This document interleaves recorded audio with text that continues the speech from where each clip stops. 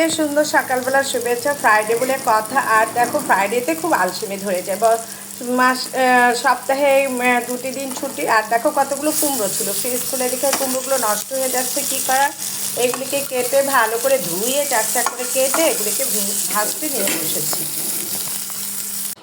বন্ধুরা, কুমড়ো ভাজা তো শেষ, শুধু কুমড়ো দিয়ে ভাত খেলে তো হবে না। তাই এখানে আমি একটা প্যান বসিয়ে দিয়েছি, তেল দিয়ে দিয়েছি। এখানে আমি কিছু পেঁয়াজ, কিছু মরিচ আর এবং রসুন দিয়ে দিলাম। দেখো, মরিচ আর রসুন দিয়ে দিলাম। আর শাক বলে কথা, ছুটির দিন একটু শাক খাবো না তা হবে না, কিন্তু ছুটির দিন ছাড়াও আমাদের রুটিনে প্রতিদিন শাক থাকে। অনেকে তো আজকাল কাটা বাছার ভয়ে শাক খাওয়া বন্ধই করে দিয়েছে, কিন্তু শাকটা অত্যন্ত ভালো উপকারী একটা জিনিস। শাক প্রতিদিন যদি রুটিনে থাকে তাহলে শরীর স্বাস্থ্য আমাদের ভালো থাকে। শুধু মাছ মাংস খেলে তো হবে না, একটু শাকও খেতে হবে।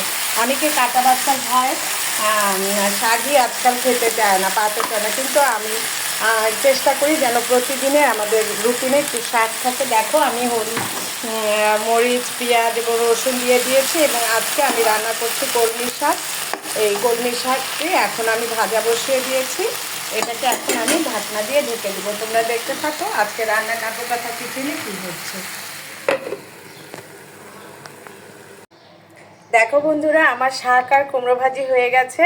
শাক কুমড়ো ভাজি দিয়ে ভাত খেলে তো আর হবে না, তাই এখানে একটু পেঁয়াজি বড়া করে নেব ভেবেছি। দেখো, এখানে আমি তেল বসিয়ে দিয়েছি এবং এই বড়াগুলো এক এক করে এখানে ছেড়ে দিব।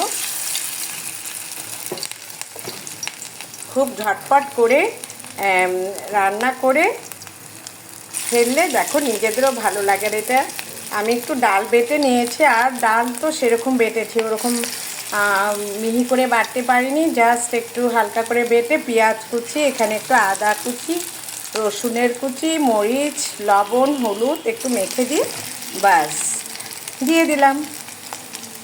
একটু লাল লাল করে ভাজা হলে এটাকে আমি উঠিয়ে নেব এবং ঝটপট করে তোমাদের দেখিয়ে দিব যে কিভাবে আমার আজকে দুপুরে আয়োজনটা আমি করে ফেলেছি।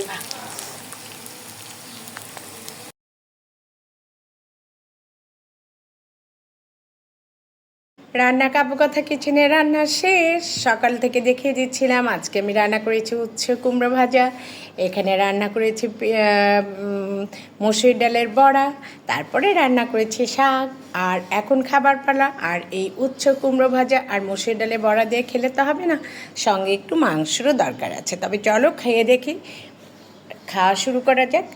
দেখো, প্রথমে আমি উচ্ছে দিয়ে একটু খাবার খাচ্ছি। সেই স্বাদ। এবার আমি খাবো শাক দিয়ে। তোমরাও এরকম ফ্রাইডেতে মেনুতে উচ্চ শাক এবং কিছু বড়াপুরি দিয়ে খেয়ে দেখো, খুব মজা। জাস্ট জমে গেছে। ভালো থেকো, সুস্থ থেকো।